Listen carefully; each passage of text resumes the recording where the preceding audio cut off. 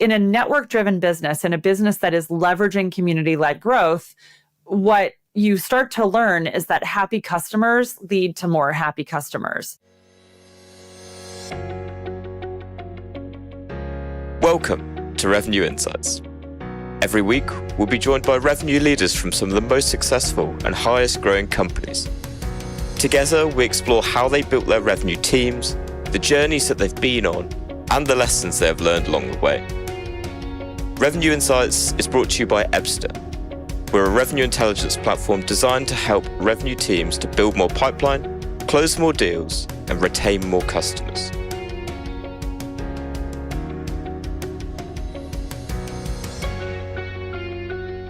Hello everyone, and once again, welcome to Revenue Insights. Today, I'm delighted to be joined by Kathleen Booth. Kathleen and I have known each other for a couple of years, and I'm delighted that she's joining us today. Kathleen, perhaps you could start by introducing yourself. Thanks, Guy. I'm very honored to have been asked to come on. Hi, everybody. I'm Kathleen Booth, SVP of Marketing and Growth at Pavilion. For those who are not familiar with Pavilion, we are the world's largest private community of go-to-market executives, and we exist to help them achieve their full potential and find success in their careers. Yeah, I come to Pavilion. I was originally a member for 3 years. My background is I was an agency owner for about a decade and then sold that company and have been working in-house generally as an early stage head of marketing. I think as a former entrepreneur, it's been hard for me to extricate myself from the startup life. I love that early stage, for better or for worse. That's what led me to Pavilion. I joined and I was a member for several years and loved it. And so when the opportunity arose for me to become a part of the company, I jumped at it because it's so rare in this day and age that as a marketer, you get to do marketing for companies that have products that you've deeply experienced for yourself and that have made such an impact on your life. So it's been a really great opportunity. Well, I've had the opportunity to watch your growth within the Pavilion community. I know I've seen you on stage now on a number of occasions, and it's amazing to see how the community is growing so fast. I'm also happen to be a Pavilion member and a big fan of the community, and the work that Pavilion is doing is just fantastic. It's just a real amazing opportunity to meet your peers that sometimes you don't necessarily get that kind of opportunity to have that close bond with. And what's incredible is some of the conversations you end up having over the dinners and at the networking events with people that perhaps you wouldn't necessarily think you'd have that engagement with. And I think every event I've gone to, I've come away with notebooks full of insights. So big thank you for what you've achieved with the community. It's certainly a huge part of our lives. And I know tens of thousands of people have been affected positively by what Pavilion has achieved. So a very exciting place to work, I'm sure. Definitely. And thanks for saying that, because I will say what brought me to Pavilion and what keeps me there is knowing that we're having that impact on people, because I know firsthand how stressful it can be to be a go-to-market executive and like to know that we're able to help people advance in their careers, that we're there for them when they lose their job or when they need help. Like that is very personally meaningful. So it's always nice to hear that people have had good experiences within the community. Well, as a founder and CEO, I spend a lot of time on the road, and I've been to Pavilion events, whether it's in Barcelona, in Boston, in New York, in San Francisco. So wherever you go, there's always a lovely feeling of a community waiting for you when you get there. So I really get a lot of value from it from that perspective as well. But before we jump into the work you're doing at Pavilion, perhaps you can kind of give us a bit of an insight as to kind of how you got there and the work that you were doing before you started with Pavilion. Yeah, I've had somewhat non-traditional career trajectory in that I actually started my career working in international development consulting. I did 2 graduate degrees because I couldn't make up my mind, I guess. I did a master's in international politics and I did an MBA in marketing. And so for the first decade or so of my career, I was really working on the international politics side. I was doing consulting work for the World Bank, the Asian Development Bank, the U.S. Agency for International Development, and I specialized in public-private partnerships for water in the developing world and loved that career. I was in my 20s, I was single. It brought me to 54 different countries around the world, and I got to see amazing things. But it was also very frustrating and disheartening because what would happen is we were doing this work to try to solve and deliver water to people that didn't have good, reliable, clean water services, which was very meaningful. And yet the projects kept getting derailed. And I identified, this was probably midway through my career, that it was because of a lack of consensus building and strategic communications. And I thought, well, gosh, I did this MBA in marketing. Maybe this is something that I could help. And so I spent the latter part of my career there kind of almost transitioning back into marketing and working with a lot of these governments and multilateral development banks on how do you do work earlier in the life cycle of these projects to build consensus, to educate people on what's coming. It's effectively a form of marketing. And so what happened was about 10 years into that career, I got married and decided I wanted to have children, and flying all over the world, particularly to the developing world alone for weeks and sometimes months at a time was not conducive to having a growing family. And so I had a little bit of a midlife career crisis and had to reinvent myself. And I was fortunate that my husband had been doing some work in marketing related field and was like, hey, what do you think about starting an agency? Which is one of the things I feel like I've always connected with you about, because you have a spouse who is a business partner. So we did that. We started a marketing agency. We had that business for 11 years. We were really early HubSpot partners, and it was digital marketing and demand generation. Back then, very content led, I would say. And it was great. I think our affiliation with HubSpot gave us very much of like a national brand. And so we worked with companies all over the country. And I loved it for a long time, but agency life is very difficult. It's hard to scale. The margins are really thin. And so I started, when my kids got old enough where they were heading off to college, I started looking at what was next. And we had worked with a lot of B2B technology companies. And I realized I wanted to get out of the agency world. So we did sell our company to a friendly competitor. And I spent some time transitioning the business over.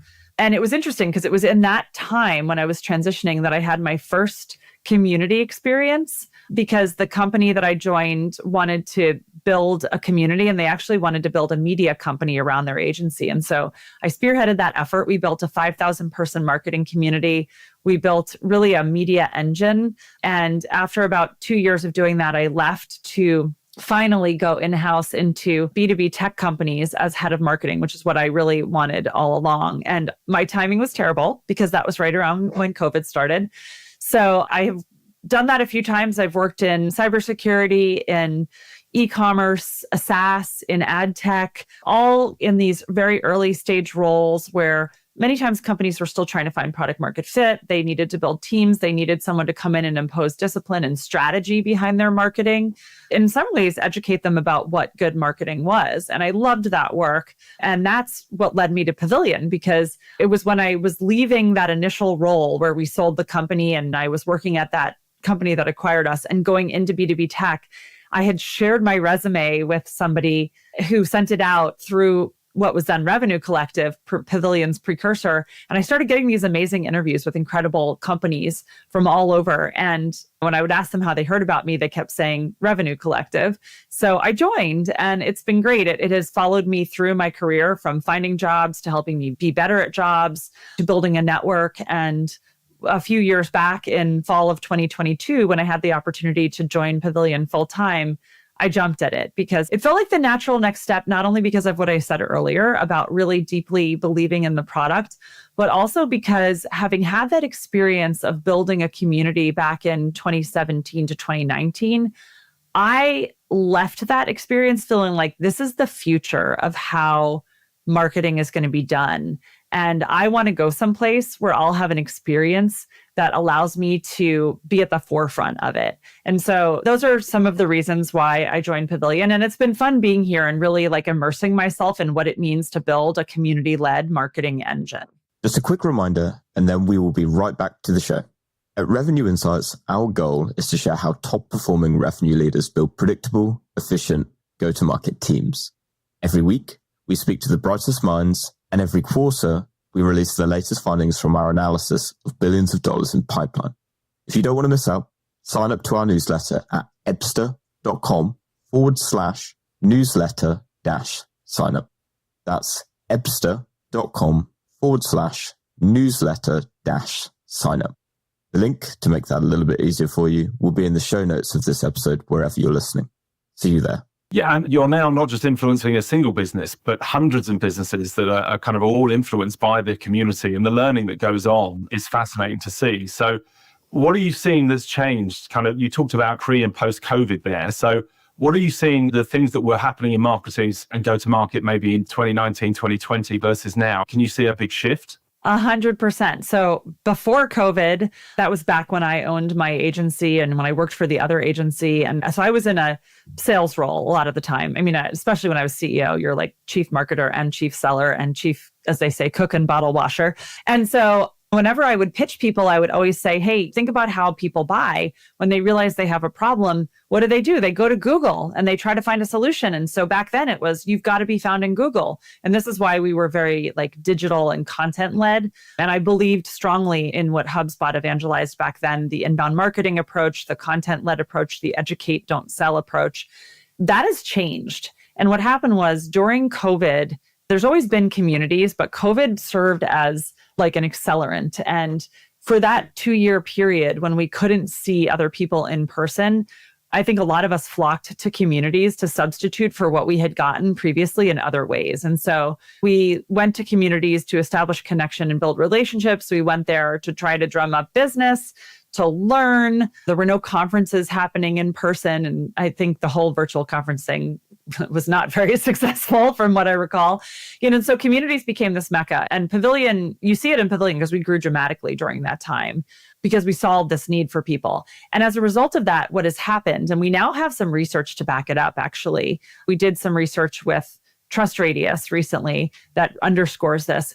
Buying behavior underwent a sea change in that time period, and even since has continued to evolve. And what we see today is, if I rewind that same conversation I would have had as an agency owner of think about how people buy, I would never answer that question today and say the first thing they do is they go to Google, because what I see day in and day out in the virtual halls of Pavilion's Slack community is that people, when they have a need, go to their community. And people define community differently. For some people, it's Pavilion. For some, it's their LinkedIn network. It's wherever you find your people and your peer set. But if somebody's buying, for example, intent software these days, they're not generally going to Google and saying, what's the best intent software? Because let's be honest, Google's going to give you a fast answer, but can you really trust it? Is it just the company that paid the most to appear on the top of the search results, or is it really the best company? Whereas if you go into a community, and I'm in Pavilion's CMO subchannel, and I say to the other CMOs, what's the best provider of intent software? I'm going to get a lot of really honest, unvarnished opinions really quickly. And so I always like to say that community has become this cheat code. I have a teenager who plays a lot of video games, and cheat codes are a thing. And so community is a cheat code for B2B go-to-market leaders, because we can go in and get that same speed of response. But the key difference is that we trust the information so much more because we know who it's coming from. And it's people who've been there, they've done that, they've used the thing, and they can tell us in an honest way what the benefits or the pros and the cons are. And then what we do is we develop our short list from who we've heard about in our community or on LinkedIn or what have you. And then we go to Google finally. But instead of typing in what's the best intent software, I'm typing in the names of the 3 companies on the short list I developed from the conversation I had within these walled gardens. So I think the big takeaway here, the big lesson in terms of how buying has changed, is that if your brand is not a part of the conversation happening within those walled gardens, you are probably not even getting the at-bat that you might have otherwise gotten. So it's fascinating, isn't it? It's amazing to see. And it's happened in such a short amount of time as well, this massive transition. So, and if you think about your whole revenue team, not just the marketing function, but the whole revenue team now at Pavilion, how has that structure changed as you've seen that transition? Is the team as big as it was, or is it bigger, or have you got resources working in different ways or focused on different things? Yeah, it's been fascinating, even in just the almost 2 years since I joined the company, how much this has changed. I think all of us have undergone changes, right? With the economy and the banking crisis, companies have contracted and expanded again and contracted, and we're certainly no different. And it's forced us, like many others, to really get lean and mean and focus our resources on what's working. And so for a good part of my first year at Pavilion, I actually ran marketing, sales, and customer success, which wasn't what I initially came on for, but I had an opportunity during a time of change for us as a company to do that. And it was a great experience because we are a very network-driven business. Word of mouth is huge for us. And I think the examples I gave of how people buy absolutely apply to how people buy Pavilion. And it tends to happen on LinkedIn. People will be on LinkedIn and mention they took one of our courses or that they joined and went to a chapter event. And all of a sudden, we see this all the time. People say, oh, you're all over my feed. I keep hearing about you on LinkedIn, right? And so in a network-driven business, in a business that is leveraging community-led growth, what you start to learn is that happy customers lead to more happy customers. Your customers are a big source of demand. And I think this can be true in any company, and it probably should be true in most companies because it's the lowest way to acquire new customers is to leverage the happy ones you already have. And so being a head of marketing who was given the chance to run CS was really eye-opening for me because it forced me to focus on how do we really look at word of mouth and start at the true beginning, which is how we're delivering service to our customers and how we're nurturing them along their journey, so that when the time comes and somebody says, hey, what's this thing Pavilion I've heard about, the customer themselves is in the position to act as essentially our field sales rep. And so that was one of the big things that I think was really educational for me. And at the same time that happened, that I took on these teams, we dramatically downsized our sales team. And we made a couple of really interesting bets. We had somebody who had been running our corporate social media when I first came on, who was amazing. But we made a bet that, hey, if we wanted to make this company really, really lean, because candidly, like pulling back the curtain, we had accepted venture capital and we were spending it like a lot of companies spent it at the time. But Sam, our founder, made the decision when the Silicon Valley Bank crisis happened. He was like, we have to get serious and we can't rely on venture capital in the future. We need to practice what he calls profitable, efficient growth, or PEG. And so the whole idea behind all these organizational changes was how do we lean down to the point where we're taking in more money than we're spending so that someday maybe we will decide to take more venture capital, but if we do it, it'll be because we really want to, not because we have to. And so we let the corporate social media person go on and placed a bet that we could drive as much, if not more, pipeline through individual people's social media, both our team as well as our customers. We dramatically downsized the sales team and also started looking at how can we leverage this social media engine, this word of mouth, to almost substitute for what the sales team had been doing. And so we implemented a lot of processes behind that. Happy to talk about more of them, but it was a pretty massive change in terms of the company size. And the good news is we're growing. We're growing at, I think there were months earlier this year where we were doing 100% year over year in time periods that were compared back to when we had that larger team. And so it's not to say that those people weren't good or weren't doing great work and weren't valuable. It's just that we've totally changed our whole approach to how we were going to market. And we found ways of doing more with less, which I generally hate that term because it tends to imply that we should just all like work longer, but it forced us to get smarter about how we went to market. No, I love that. And I've made a number of notes off the back of your comments there. In particular, I really like this idea of happy customers leads to more customers. I think that's a great tagline. I'm going to be using that as in a company update next week. So yeah, really like that stuff. So a couple of questions there. So you were running the idea of a single voice responsible for sales, marketing and success makes a lot of sense. But are you now focusing exclusively on the marketing side? And have you got others responsible for the other departments? And how do you get that dynamic continuing to work as one unit now that everyone is being run by different departments? Yeah, so it was an interesting evolution. There was, like, I would say my first year at Pavilion, it was a process of me absorbing all of those teams and running them and learning how they work. And then as we stabilized the company and reached that point of profitable, efficient growth, it became a year of almost evolving back and finding people to head those business units. So the first thing we did was we brought in somebody to lead customer success, and we peeled that off from under me because it then had a leader. And then we peeled off corporate sales because we brought somebody else in to own that. I still have what I would call individual sales, so the enrollment team, because we're almost like product-led in that regard. And so I think there's an argument to be made that should sit under marketing. But right now I have marketing and growth, which is that individual sales motion, and corporate sales and CS are separate at this point. Okay. Makes a lot of sense. And does that mean you don't have any sort of outbound function at all? It's all inbound now, or do you still have an outbound sales team as well? So we are in the process, as we speak, of reintroducing outbound. Part of what we did when we contracted the size of the team is we really decided to focus on optimizing the inbound engine as much as we could. And like I said earlier, we've seen tremendous growth from that. And so I think we feel like we have that humming now. And that allows us then to start to shift our focus on a very strategic approach to outbound. And so We are in the middle of testing certain things around that. We've been doing, for example, outbound to people who work in companies where there's already someone who's a Pavilion member. So like adjacencies, essentially, where we can say, hey, your coworker is a member. Maybe you should consider it too. And I would say those are like warmer audiences, right? Because they probably have either heard of us or there's somebody they work alongside who they can go to for a reference.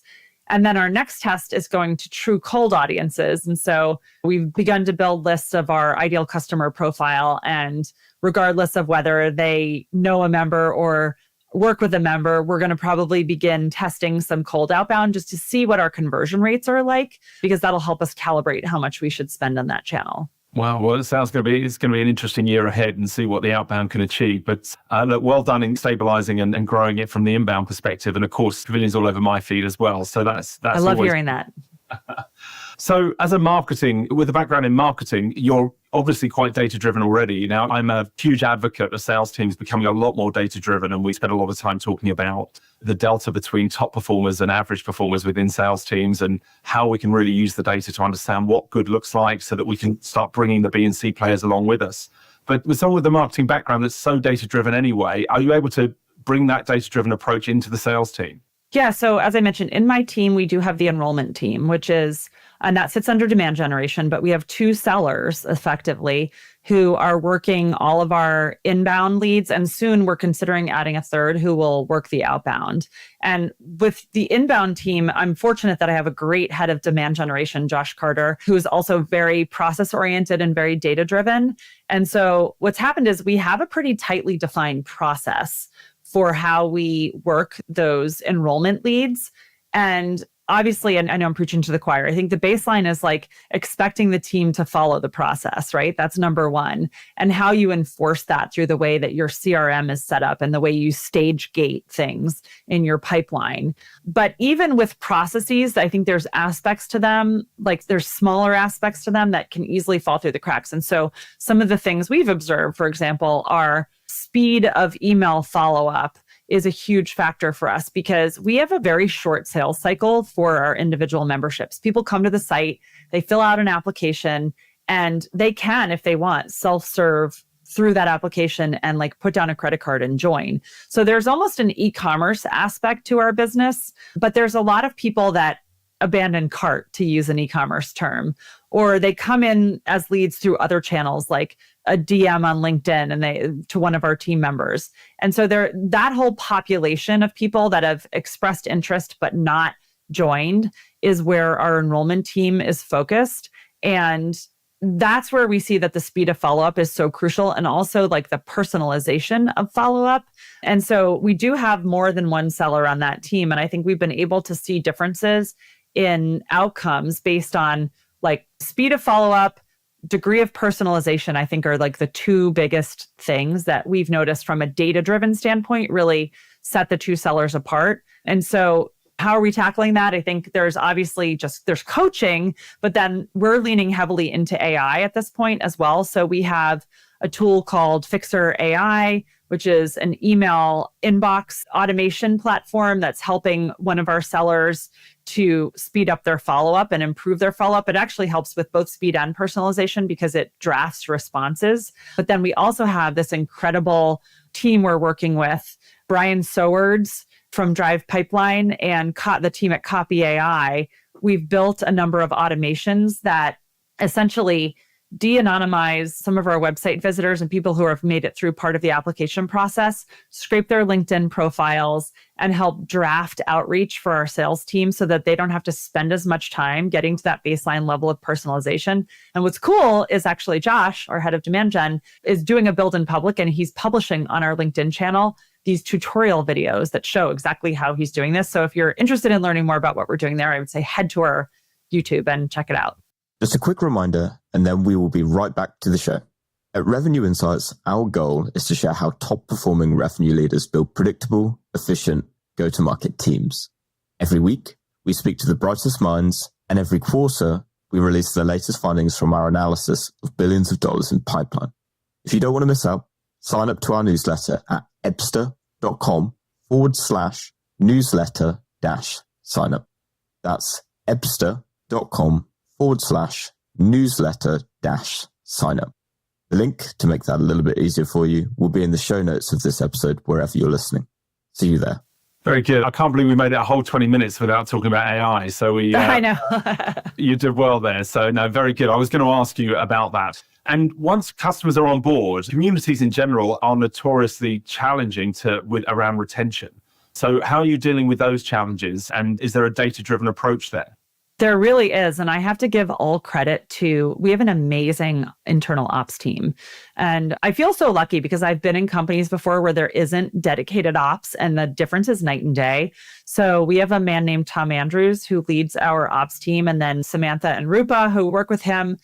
And what Tom recently did has been, I think, a real game changer for us, which is it's the second time he's done it. He took a pass at exporting all of our customer data and putting it into machine learning and large language models, and basically developing cohort analyses that is able to be segmented along a number of different parameters. And so we just went through the most recent iteration of this and really uncovered some like gold mine of data around what drives a propensity to renew. And so we learned things, for example, like if you're a Pavilion member and you go to a salon dinner, you mentioned our dinners earlier, or you go to one of our summits, you are dramatically more likely to renew than the rest of the population of members. And so we have that data for all kinds of different variables, things like how many courses have you enrolled in and attended, and where you're located, and whether you're in a chapter, and whether you pay monthly or annually. And so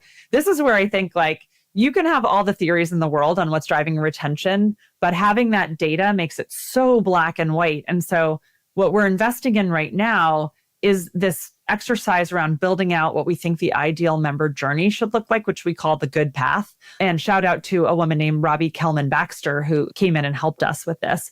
But the idea being that like we know what drives retention. So let's make sure, like software does with aha moments, like let's make sure we drive members to experience the things that increase the propensity for retention as early in their member journey as possible, because usually people know if they're going to renew within their first month to 2 months based on that initial experience. Yeah, again, taking lots there. I love this idea of the good path. I think all of us should spend more time thinking about what is the good path for our customers? What's the perfect experience? And what do we absolutely need to do to ensure that they're getting enough value for them to want to continue and renew and spend more money and become an advocate, right? Because again, what we're hearing here is community-led growth and ecosystem-led growth is now so important to the way that we sell. And again, I'm going to come back to happy customers leading to more customers. So I love both of those. So listen, Kathleen, thank you so much for joining us today. Really enjoyed the session. If people want to find out more about Pavilion, or in particular want to follow your content, I know you're very active on LinkedIn and I love your content. So tell us a bit more about how people can interact with you. Yeah, definitely send me a LinkedIn connection request and mention that you heard about me on this podcast. And I will for sure accept the request and happy to answer any questions in my DMs. And then if you want to learn more about Pavilion, just go to joinpavilion.com. As I've already described, there's lots of information around our membership there, and you can join right on the site, or you can reach out to me and I'm happy to introduce you to a member of the team who can answer any questions. Fantastic. Well, I know you're in the States at the moment, but you're on your way to London in a couple of weeks, where the big GTM event is coming to London. So those that haven't already got their tickets should check out GTM Pavilion, because it's going to be an amazing event. It's a 2-day summit here in London. Yeah, looking forward to seeing you when you get here. Yeah, July 10th and 11th, and I'll see you there. You're going to be on stage. Yeah, looking forward to it. So thank you again for joining us today. I really enjoyed the insights, and I know our community will as well. So thanks again. Thanks, Guy. Thanks for listening to Revenue Insights. If you want to learn more, subscribe to our newsletter and we'll deliver every episode straight to your inbox. If you have any questions, feel free to connect with us on LinkedIn. Our links will be in the episode notes. See you next week.